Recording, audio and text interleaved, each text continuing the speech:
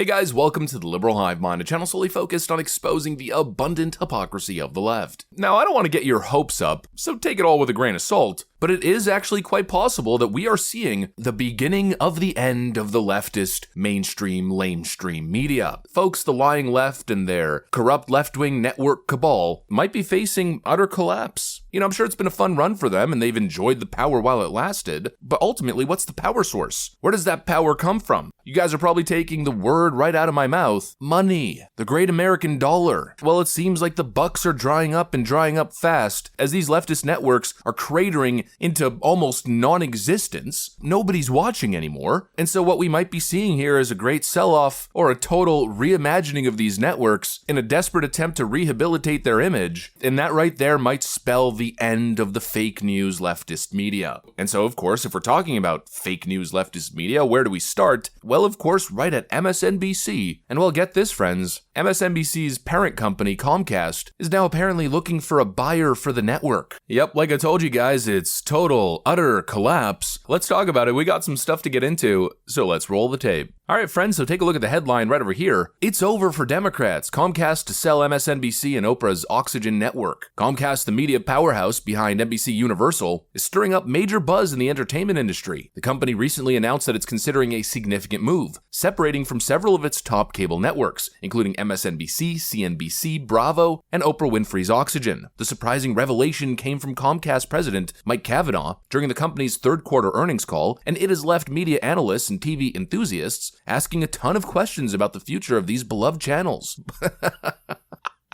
Beloved channels. Oh, that's the funniest thing I've read all day. So pretty much you get it. The reports are coming out that Comcast, the parent company of MSNBC, is considering selling the network or separating the networks. And so it seems like it's finally time. You know, the time is here. The left-wing media machine that once seemed invincible is now staring down the barrel of a sale. And why? Well, obviously it's no great mystery that requires deep investigation. It's probably due to the fact that they've been hemorrhaging viewers over the last couple of election cycles, and it's got significantly worse following Trump's incredible, decisive 2024 election victory. And so I think Comcast sees the writing on the wall. The ratings for these fake news networks has cratered so hard that even the most loyal MSNBC devotees aren't even tuning in anymore. It's absolute panic mode over at 30 Rock. And you know what? Let's take a second here to unpack how we got here. Over the past decade, MSNBC has gone from being a network that at least tried to cloak some of their biases to becoming an outright propaganda arm of the radical left. They've spent years peddling narratives that were not just slanted, but viciously divisive. We're not just talking slight favor to the DNC, we're talking non-stop, 24/7 Trump bashing, baseless Russia conspiracies, wall-to-wall January 6th hysteria, all while ignoring actual scandals and actual issues that affected American citizens. It's no wonder why they're in freefall now. This network has pushed one lie after another throughout the Trump years and of course throughout the Biden years. Remember the way they covered the Hunter Biden laptop story? Yeah, you probably don't remember because, well, they didn't really cover it at all, now did they? And during the little time that they did cover or acknowledge the laptop, they claimed it was Russian disinformation. Then throughout the 4 years of Joe Biden's administration, they painted him as the savior of democracy, while obviously sweeping his glaring failures and clear cognitive decline under the rug. And don't even get me started how they tried to prop up Kamala Harris during the 2024 election, as if she was some sort of political genius, going on and on and on throughout the last couple of months, suggesting this was going to be a real close race and Kamala Harris, wow, what a grassroots campaign she's running. And how did that work out? Oh right, she got obliterated at the polls. Even the Democrat Party doesn't want to go anywhere near Kamala Harris. So no wonder it's all falling apart. They're now facing the consequences of their actions. Viewers are tuning them out because they've realized that they're a bunch of liars, and that essentially they've been feeding a slow drip of hopium, copium, and fake news, and it's now backfiring